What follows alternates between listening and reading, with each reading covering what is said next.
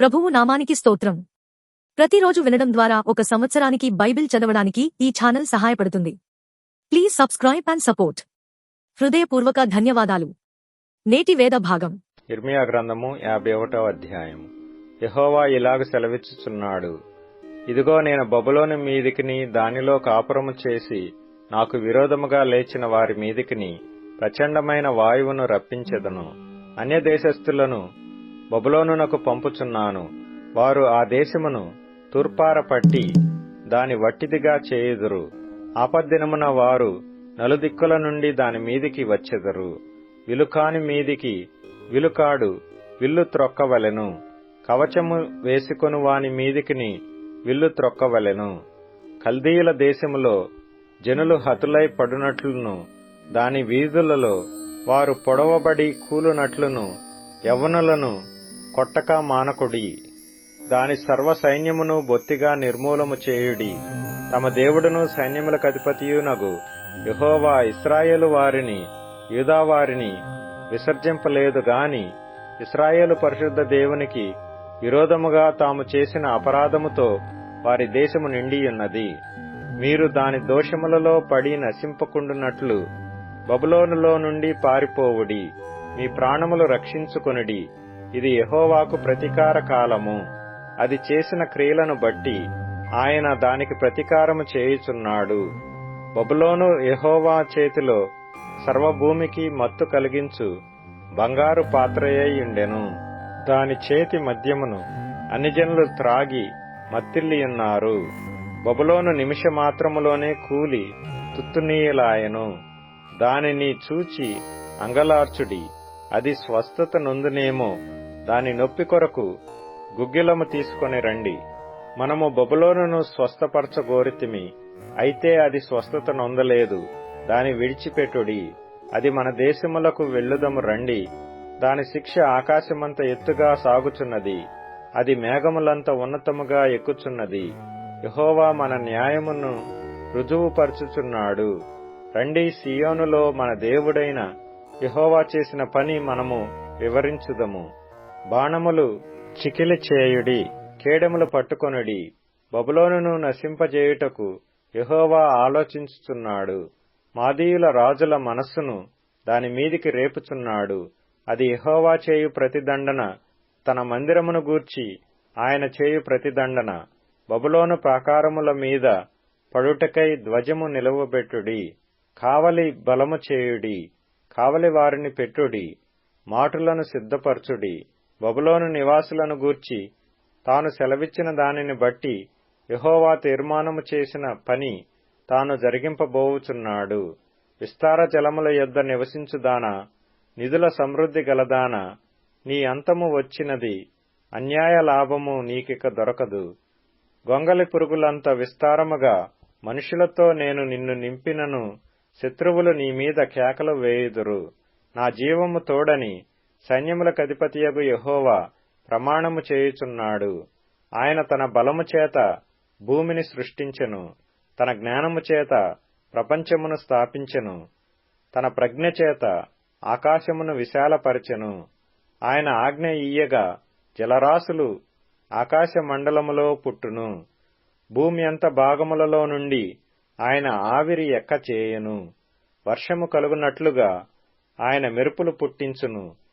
తన ధనాగారములలో నుండి గాలిని రావించును. తెలివిలేక ప్రతి మనుష్యుడు పశుప్రాయుడు. పోతపోయి ప్రతివాడును తాను చేసిన విగ్రహమును బట్టి అవమానమొందును.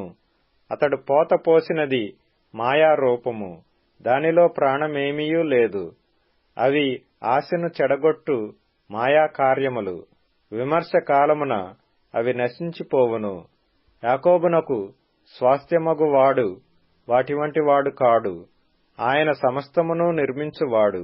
ఇశ్రాయేలు ఆయనకు స్వాస్థ్యముగానున్న గోత్రము. సైన్యములకధిపతియగు యెహోవా అని ఆయనకు పేరు. నీవు నాకు గండ్రగొడ్డలి వంటి వాడవు, యుద్ధాయుధము వంటి వాడవు. నీ వలన నేను జనములను విరుగగొట్టుచున్నాను. నీ వలన రాజ్యములను విరుగగొట్టుచున్నాను. నీ వలన గుర్రములను రౌతులను విరగగొట్టుచున్నాను. నీ వలన రథములను వాటినెక్కిన వారిని విరుగగొట్టుచున్నాను. నీ వలన స్త్రీలను పురుషులను విరుగగొట్టుచున్నాను.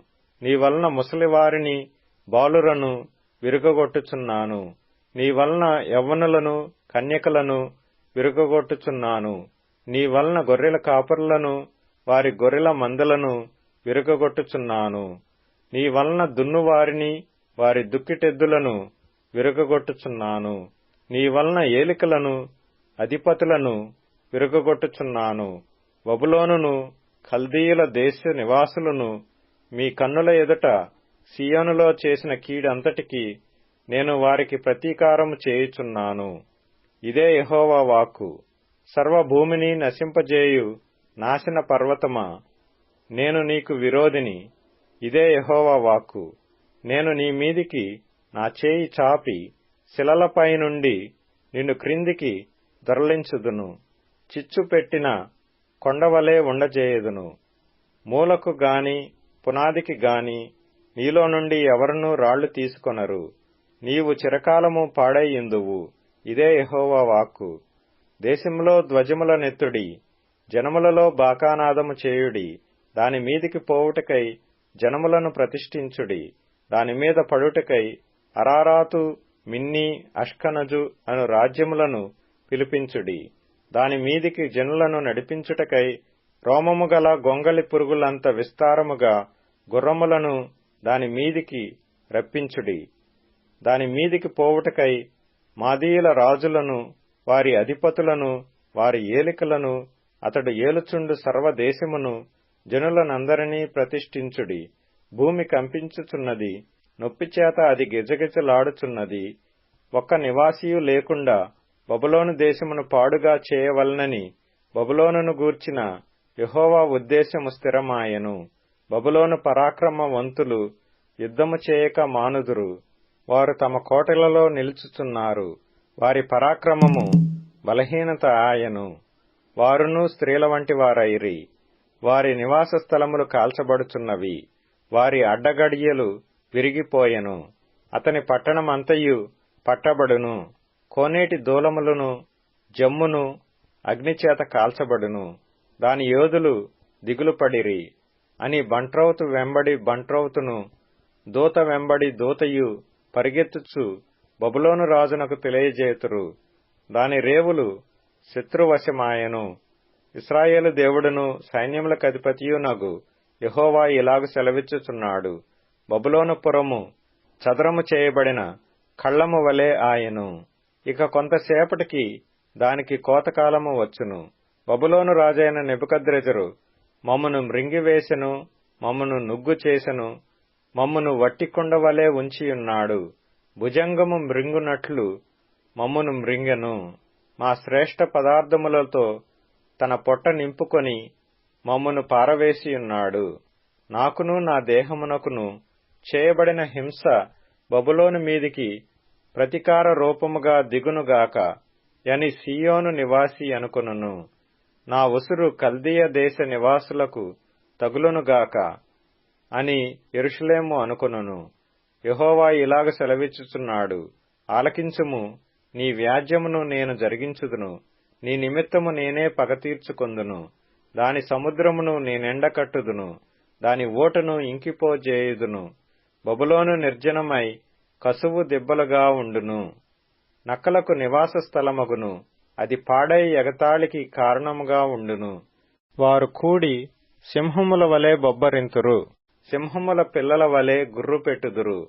వారు సంతోషించి మేలుకొనక చిరకాలము నిద్ర నొందునట్లు వారు దప్పిగొనగా వారికి మద్యమునిచ్చి వారిని మత్తిల్లజేసెదను. ఇదే యెహోవా వాక్కు. గొర్రెపిల్లలు వదకుపోవునట్లును, మేకపోతులును పొట్టేళ్లును వదకుపోవునట్లును వారిని వదకు రప్పించెదను. శేషకు పట్టబడెను. జగత్ ప్రసిద్ధమైన పట్టణము పట్టబడెను. బబులోను జనములకు విస్మయాస్పదమాయెను. సముద్రము బబులోను మీదికి వచ్చెను.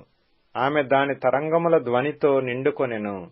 దాని పట్టణములు పాడుగాను, ఎండిన భూమిగాను, అరణ్యముగాను, నిర్మానుష్యమైన భూమిగాను ఉండెను. ఏ నరుడునూ దాని మీదుగా ప్రయాణము చేయడు. బబులోనులోనే బేలును శిక్షించుచున్నాను. వాడు మృంగిన దానిని వాని నోట నుండి కక్కించుచున్నాను. ఇక మీదట జనములు వాని యొద్దకు సమూహములుగా కూడి రావు. బబులోను ప్రాకారము కూలును. నా జనులారా, మీరు దానిలో నుండి బయటకు వెళ్ళుడి. యెహోవా కోపాగ్ని నుండి తప్పించుకొనుడి. మీ ప్రాణములను రక్షించుకొనుడి. ఏటేటా వదంతి పుట్టుచూ వచ్చును. దేశములో బలాత్కారము జరుగుచున్నది. ఏలిక మీద ఏలిక లేచుచున్నాడు. దేశములో వినబడు వదంతికి భయపడకుడి. మీ హృదయములలో దిగులు పుట్టనీయకుడి. రాబోవు దినములలో నేను బబులోను యొక్క చెక్కిన విగ్రహములను శిక్షింతును. దాని దేశమంతయు అవమానము నొందును. జనులు హతులై దాని మధ్యను కూలెదరు. దానిని పాడుచేయువారు ఉత్తర దిక్కు నుండి దాని యొద్దకు వచ్చుచున్నారని ఆకాశమును భూమియు వాటిలోని సమస్తమును బబులోను గతిని గూర్చి సంతోషించును. ఇదే యెహోవా వాక్కు. బబులోను ఇశ్రాయేలులో హతులైన వారిని కూలజేసినట్లు సర్వభూమిలో బబులోను నిమిత్తము హతులైన వారు కూలుదురు. ఖడ్గమును తప్పించుకొనువారులారా, ఆలస్యము చేయక వెళ్ళుడి. దూరము నుండి మీరు యెహోవాను జ్ఞాపకము చేసుకొనుడి. యెరూషలేము మీ జ్ఞాపకమునకు రానియుడి. మేము దూషణ వాక్యము విని సిగ్గుపడియున్నాము. అన్యులు యెహోవా మందిరపు పరిశుద్ధ స్థలములలోనికి వచ్చియున్నారు. మా ముఖములు తెల్లబోవుచున్నవి. ఇదే యెహోవా వాక్కు. రాబోవు దినములలో నేను బబులోను యొక్క విగ్రహములను శిక్షింతును. ఆమె దేశమందంతటను గాయపరచబడిన వారు మూల్గుదురు. బబులోను తన బలమైన ఉన్నత స్థలములను దుర్గములుగా చేసుకుని ఆకాశమునకు ఎక్కినను పాడుచేయువారు నా యొద్ద నుండి వచ్చి దానిమీద పడుదురు. ఇదే యెహోవా వాక్కు. ఆలకించుడి. బబులోనులో నుండి రోదన ధ్వని వినబడుచున్నది. కల్దీల దేశములో మహానాశన ధ్వని వినబడుచున్నది. యెహోవా బబులోనును పాడుచేయుచున్నాడు. దాని మహాఘోషను అణచివేయుచున్నాడు. వారి తరంగములు ప్రవాహ జలముల వలె ఘోషించుచున్నవి. వారి ఆర్భాటము వినబడుచున్నది. బబులోను మీదికి పాడుచేయువాడు వచ్చుచున్నాడు. దాని బలాఢ్యులు పట్టబడియున్నారు. వారి విండ్లు విరిగిపోయినవి. యెహోవా ప్రతీకారము చేయు దేవుడు గనుక నిశ్చయముగా ఆయన క్రియకు ప్రతిక్రియ చేయును. దాని అధిపతులను, జ్ఞానులను, అధికారులను, సంస్థానాధిపతులను, బలాఢ్యులను మత్తిల్లజేసెదను. వారు చిరకాల నిద్ర నుండి మేలు కొనకపోదురు. ఇదే రాజు వాక్కు. సైన్యములకధిపతియగు యెహోవా అని ఆయనకు పేరు. సైన్యములకధిపతియగు యెహోవా ఈ మాట సెలవిచ్చుచున్నాడు. విశాలమైన బబులోను ప్రాకారములు బొత్తిగా పడగొట్టబడును. దాని ఉన్నతమైన గుమ్మములు అగ్నిచేత కాల్చివేయబడును. జనములు వృధాగా ప్రయాసపడుచున్నారు. అగ్నిలో పడుటకై ప్రయాసపడుచున్నారు. ప్రజలు చూచి అలైచున్నారు. సిద్కియా ఏలుబడియందు 4వ సంవత్సరమున సెరాయా దండు భోజన సామగ్రికి అధికారియయుండి సిద్కియాతో కూడా బబులోనునకు వెళ్ళినప్పుడు నేరియా కుమారుడును మహనయ్య మనమడునైన ఆ సెరాయాకు యిర్మీయా ఆజ్ఞాపించిన మాట. యిర్మీయా బబులోను మీదికి వచ్చు అపాయములన్నిటినీ, అనగా బబులోనును గూర్చి వ్రాయబడిన ఈ మాటలన్నిటినీ గ్రంథములో వ్రాసెను. కాగా యిర్మీయా సెరాయాతో ఇట్లనెను: నీవు బబులోనునకు వచ్చినప్పుడు ఈ మాటలన్నిటినీ చదివి వినిపించవలెను. ఈలాగున నీవు ప్రకటింపవలెను: యెహోవా మనుషులైనను జంతువులైనను మరి ఏదైనను ఈ స్థలమందు నివసింపకపోవుదురనియు అది నిత్యము పాడుగా నుండుననియు దానిని గూర్చి నీవు సెలవిచ్చితివి. ఈ గ్రంథమును చదివి చాలించిన తరువాత నీవు దానికి రాయి కట్టి యూఫ్రటీసు నదిలో దాని వేసి, నేను దాని మీదికి రప్పింపబోవుచున్న అపాయముల చేత బబులోను మరలా పైకి రాలేక అలాగే మునిగిపోవును, దాని జనులు అలసియుందురు అను మాటలు నీవు ప్రకటింపవలెను. యిర్మీయా యొక్క మాటలు ఇంతటితో ముగిసెను. యిర్మీయా గ్రంథము 52వ అధ్యాయము. సిద్కియా ఏలనారంభించినప్పుడు అతడు 21 సంవత్సరముల వాడు. అతడు యెరూషలేములో 11 సంవత్సరములు ఏలెను. అతని తల్లి పేరు హమూటలు. ఈమె లిబ్నా ఊరివాడైన యిర్మీయా కుమార్తె. యెహోయాకీము నడిచిన చెడ్డ నడత ప్రకారముగా సిద్కియాయు యెహోవా దృష్టికి చెడ్డ నడత నడిచెను. యెహోవా కోపపడి తన ఎదుట నుండకుండా వారిని తోలివేయునంతగా ఆ చర్య యెరూషలేములోను యూదాలోను జరిగెను. సిద్కియా బబులోను రాజు మీద తిరుగుబాటు చేయగా అతని ఏలుబడియందు 9వ సంవత్సరము 10వ నెల 10వ దినమున బబులోను రాజైన నెబుకద్రెజరు తన సైన్యమంతటితో యెరూషలేము మీదికి వచ్చి దానికి ఎదురుగా దండు దిగినప్పుడు పట్టణమునకు చుట్టూ కోటలు కట్టిరి. అలాగు జరుగగా సిద్కియా ఏలుబడియందు 11వ సంవత్సరము వరకు పట్టణము ముట్టడిలో నుంచబడెను. 4వ నెల 9వ దినమున క్షేమము పట్టణములో హెచ్చుగానున్నప్పుడు దేశ ప్రజలకు ఆహారము లేకపోయెను. పట్టణ ప్రాకారములు పడగొట్టబడగా సైనికులందరూ పారిపోయి రాజు తోటకు దాపైన 2 గోడల మధ్యనున్న ద్వారపు మార్గమున రాత్రియందు పట్టణములో నుండి బయలు వెళ్ళిరి. కల్దీయులు పట్టణమును చుట్టుకొనియుండగా సైనికులు యొర్దాను నది మార్గముగా తరలిపోయిరి. కల్దీయుల దండు సిద్కియా రాజును తరిమి యెరికో మైదానములో అతని కలుసుకొనగా అతని దండంతయు అతని యొద్ద నుండి చెదరిపోయెను.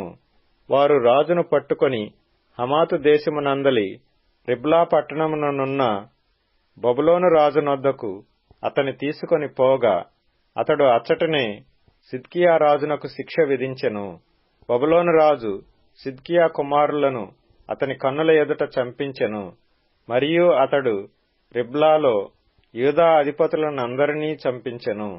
బబులోను రాజు సిద్కియా కన్నులు ఊడదీయించి 2 సంకెళ్లతో అతని బంధించి బబులోనునకు అతని తీసుకొని పోయి మరణమగు వరకు చెరసాలలో అతని పెట్టించెను. 5వ నెల 10వ దినమున అనగా బబులోను రాజైన నెబుకద్రెజరు ఏలుబడియందు 19వ సంవత్సరమున బబులోను రాజు ఎదుట నిలుచు నెబూజరదానను రాజదేహ సంరక్షకుల అధిపతి యెరూషలేమునకు వచ్చెను. అతడు యెహోవా మందిరమును రాజనగరును యెరూషలేములోని గొప్పవారి ఇండ్లనన్నిటినీ కాల్చివేసెను. మరియు రాజదేహ సంరక్షకుల అధిపతితో కూడా నుండిన కల్దీయుల సేవా సంబంధులందరూ యెరూషలేము చుట్టూనున్న ప్రాకారములన్నిటినీ పడగొట్టిరి. మరియు రాజదేహ సంరక్షకుల అధిపతియైన నెబూజరదాను ప్రజలలో కడు బీదలైన కొందరిని పట్టణములో శేషించిన కొదువ ప్రజలను బబులోను రాజు పక్షము చేరిన వారిని గట్టి పనివారిలో శేషించిన వారిని చెరగొనిపోయెను.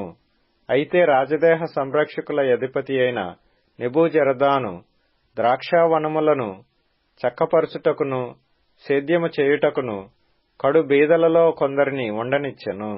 మరియు యెహోవా మందిరములో నుండిన ఇత్తడి స్తంభములను మందిరములో నుండిన మట్లను ఇత్తడి సముద్రములను కల్దీయులు తునకలుగా కొట్టి ఆ ఇత్తడి అంతయు బబులోనునకు కొనిపోయిరి. అదియుగాక వారు బిందెలను కుండలను కత్తెరలను గిన్నెలను గరిటెలను యాజకులు సేవచేయు ఇత్తడి ఉపకరణములన్నిటినీ గొనిపోయిరి.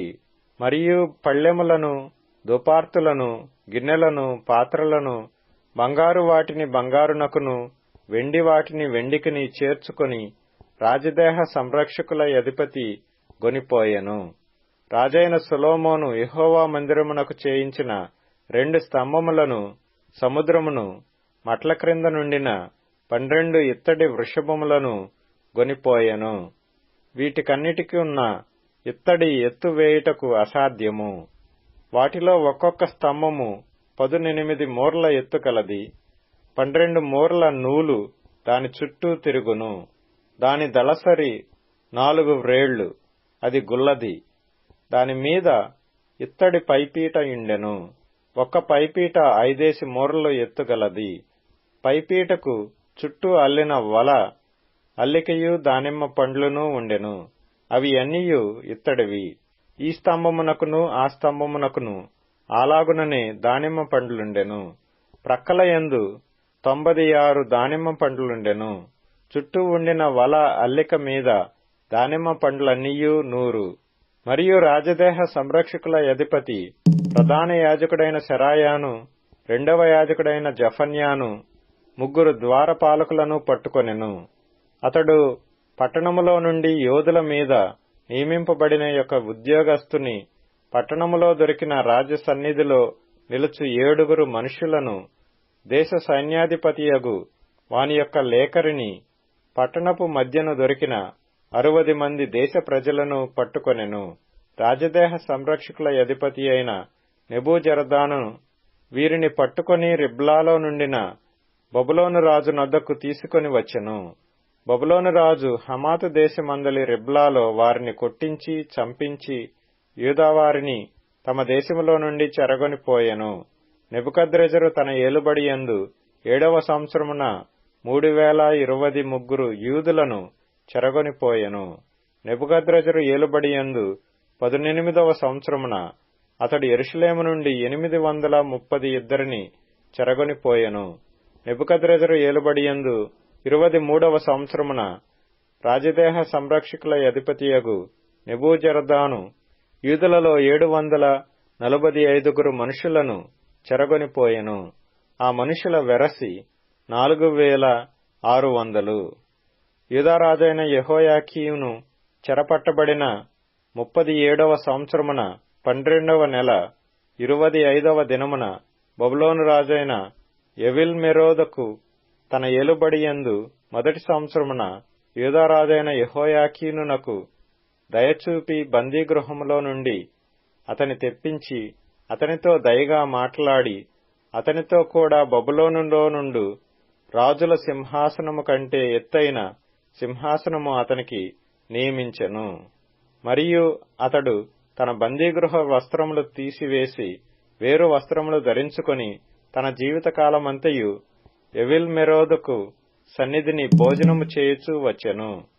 మరియు అతడు చనిపోవు వరకు అతడు బ్రతికిన దినములన్నీయు అనుదినము అతని పోషణకై బబులోను రాజు చేత భోజన పదార్థములు ఇయ్యబడుచుండెను. తిమోతికి రాసిన 2వ పత్రిక 3వ అధ్యాయము. అంత్యదినములలో అపాయకరమైన కాలములు వచ్చునని తెలుసుకొనుము. ఎలాగనగా మనుష్యులు స్వార్థప్రియులు, ధనాపేక్షులు, బింకములాడువారు, అహంకారులు, దూషకులు, తల్లిదండ్రులకు అవిధేయులు, కృతజ్ఞత లేనివారు, అపవిత్రులు, అనురాగహితులు, అతిద్వేషులు, అపవాదకులు, అజితేంద్రియులు, క్రూరులు, సజ్జన ద్వేషులు, ద్రోహులు, మూర్ఖులు, గర్వాంధులు, దేవుని కంటే సుఖానుభవము నెక్కువగా ప్రేమించువారు, పైకి భక్తి గలవారి వలె ఉండియు దాని శక్తిని ఆశ్రయించని వారునై యుందురు. ఇట్టివారికి విముఖుడవై యుండుము. పాపభరితులై నానా విధములైన దురాశల వలన నడిపింపబడి ఎల్లప్పుడూ నేర్చుకొనుచున్నను సత్య విషయమైన అనుభవ జ్ఞానము ఎప్పుడునూ పొందలేని అవివేక స్త్రీల యొక్క ఇండ్లలో చొచ్చి వారిని చెరపట్టుకొని పోవువారు వీరిలో చేరినవారు. యన్నే యంబ్రే అనువారు మోషేను ఎదిరించినట్టు వీరును చెడిన మనస్సు కలిగి విశ్వాస విషయములో భ్రష్టులై సత్యమును ఎదరింతురు. అయినను వారి అవివేకమేలాగు తేటపడునో అలాగే వీరిది కూడా అందరికీ తేటపడును గనుక వీరు ఇక ముందుకు సాగరు. అయితే నీవు నా బోధను, నా ప్రవర్తనను, నా ఉద్దేశమును, నా విశ్వాసమును, నా దీర్ఘశాంతమును, నా ప్రేమను, నా ఓర్పును అంతియోకయ, ఇకోనియ, లుస్త్ర అను పట్టణములలో నాకు కలిగినట్టి హింసలను, ఉపద్రవములను తెలుసుకొనిన వాడవై నన్ను వెంబడించితివి. అట్టి హింసలను సహించితిని గాని వాటన్నిటిలో నుండి ప్రభువు నన్ను తప్పించెను. క్రీస్తు యేసునందు సద్భక్తితో బ్రతుకునుద్దేశించు వారందరూ హింస పొందుదురు. అయితే దుర్జనులను, వంచకులను, ఇతరులను మోసపర్చుచు తామును మోసపోవుచు అంతకంతకు చెడిపోవుదురు. క్రీస్తు యేసునందుంచవలసిన విశ్వాసము ద్వారా రక్షణార్థమైన జ్ఞానము నీకు కలిగించుటకు శక్తిగల పరిశుద్ధ లేఖనములను బాల్యము నుండి నీవు ఎరుగుదువు గనుక నీవు నేర్చుకొని రూఢి అని తెలుసుకొన్నవి ఎవరి వలన నేర్చుకొంటివో ఆ సంగతి తెలుసుకొని వాటి యందు నిలకడగా ఉండుము. దైవజనుడు సన్నద్ధుడై ప్రతి సత్కార్యమునకు పూర్ణముగా సిద్ధపడియుండునట్లు దైవావేశము వలన కలిగిన ప్రతి లేఖనము ఉపదేశించుటకును, ఖండించుటకును, తప్పుదిద్దుటకును, నీయందు శిక్ష చేయుటకును ప్రయోజనకరమైయున్నది. కీర్తనల గ్రంథం 118వ కీర్తన. యెహోవా దయాళుడు, ఆయన కృప నిరంతరము నిలుచును. ఆయనకు కృతజ్ఞతాస్తుతులు చెల్లించుడి. ఆయన కృప నిరంతరము నిలుచునని ఇశ్రాయేలీయులు అందురుగాక. ఆయన కృప నిరంతరము నిలుచునని అహారోను వంశస్థులు అందురుగాక. ఆయన కృప నిరంతరము నిలుచునని యెహోవా యందు భయభక్తులు గలవారు అందురుగాక. ఇరుకునందుండి నేను యెహోవాకు మొర్రపెట్టితిని. విశాల స్థలమందు యెహోవా నాకు ఉత్తరమిచ్చెను. యెహోవా నా పక్షముననున్నాడు, నేను భయపడను. నరులు నాకేమి చేయగలరు? యెహోవా నా పక్షము వహించి నాకు సహకారి అయ్యున్నాడు. నా శత్రువుల విషయమైన నా కోరిక నెరవేరుట చూచెదను. మనుషులను నమ్ముకొనుట కంటే యెహోవాను ఆశ్రయించుట మేలు. రాజులను నమ్ముకొనుట కంటే యెహోవాను ఆశ్రయించుట మేలు. అన్యజనులందరూ నన్ను చుట్టుకొనియున్నారు. యెహోవా నామమును బట్టి నేను వారిని నిర్మూలము చేసెదను. నలుదిశలను వారు నన్ను చుట్టుకొనియున్నారు. యెహోవా నామమును బట్టి నేను వారిని నిర్మూలము చేసెదను. కందిరీగ వలె నా మీద ముసిరియున్నారు. ముండ్లు కాల్చిన మంట ఆరిపోవునట్లు వారు నశించిపోయిరి. యెహోవా నామమును బట్టి నేను వారిని నిర్మూలము చేసెదను. నేను పడునట్లు నీవు నన్ను గట్టిగా తోసివేసితివి. యెహోవా నాకు సహాయము చేసెను. యెహోవా నా దుర్గము, నా గానము, ఆయన నాకు రక్షణాధారమాయెను. నీతిమంతుల గుడారములలో రక్షణను గూర్చిన ఉత్సాహ సునాదము వినబడును. యెహోవా దక్షిణ హస్తము సాహస కార్యములను చేయును. యెహోవా దక్షిణ హస్తము మహోన్నతమాయెను. యెహోవా దక్షిణ హస్తము సాహస కార్యములను చేయును. నేను చావను, సజీవుడనై యెహోవా క్రియలు వివరించెదను. యెహోవా నన్ను కఠినముగా శిక్షించెను గాని ఆయన నన్ను మరణమునకు అప్పగింపలేదు. నేను వచ్చునట్లు నీతి గుమ్మములు తీయుడి. నేను వాటిలో ప్రవేశించి యెహోవాకు కృతజ్ఞతాస్తుతులు చెల్లించెదను. ఇది యెహోవా గుమ్మము, నీతిమంతులు దీనిలో ప్రవేశించెదరు. నీవు నాకు రక్షణాదారుడవై నాకు ఉత్తరమిచ్చియున్నావు. నేను నీకు కృతజ్ఞతాస్తుతులు చెల్లించెదను. ఇట్లు కట్టువారు నిషేధించిన రాయి మూలకు తలరాయి ఆయను. అది యెహోవా వలన కలిగినది. అది మన కన్నులకు ఆశ్చర్యము. ఇది యెహోవా ఏర్పాటు చేసిన దినము. దీని యందు మనము ఉత్సహించి సంతోషించెదము. యెహోవా దయచేసి నన్ను రక్షించుము. యెహోవా దయచేసి అభివృద్ధి కలిగించుము. యెహోవా పేరిట వచ్చువాడు ఆశీర్వాదం పొందును కాక. యెహోవా మందిరములో నుండి మిమ్ము దీవించుచున్నాము. యెహోవాయే దేవుడు, ఆయన మనకు వెలుగు ననుగ్రహించి ఉన్నాడు. ఉత్సాహ బలి పశువును త్రాళ్లతో బలిపీఠపు కొమ్ములను కట్టుడి. నీవు నా దేవుడవు, నేను నీకు కృతజ్ఞతాస్తుతులు చెల్లించెదను.